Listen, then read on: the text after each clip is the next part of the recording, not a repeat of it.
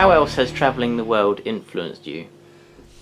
Well, I've spoken previously about how going to California, made me realise that customer expectation can be met, joyfully, so to speak.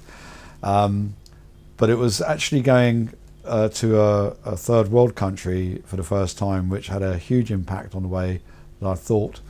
My wife's always had a passion for India and most things Far East, and so when we were able to, we went to have a holiday in India for the first time as a sort of guided tour of all the obvious places, including the Taj Mahal, Bombay, Jaipur, Delhi, all that sort of thing. And we landed there. We were there for 16 days, and I saw, grinding poverty for the first time. I saw people living on streets, defecating in gutters. I saw families living under stretched tarpaulins except against the perimeter fence of the 5-star hotels I was staying in. I saw little kids ducking traffic.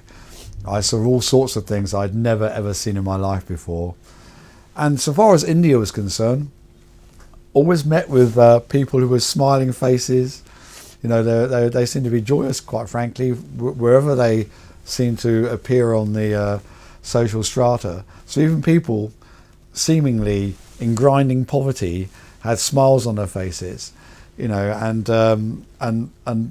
having spent 16 days there and having been influenced, having been influenced, very solidly by that.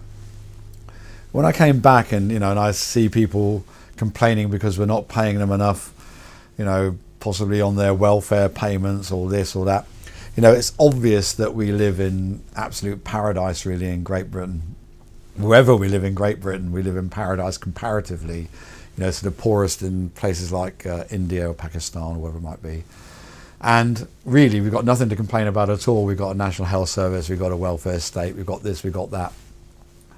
So I resolved in 1987 never to complain about anything ever again, because I thought to myself, I could have been born in India. I was just very fortunate to be born in England.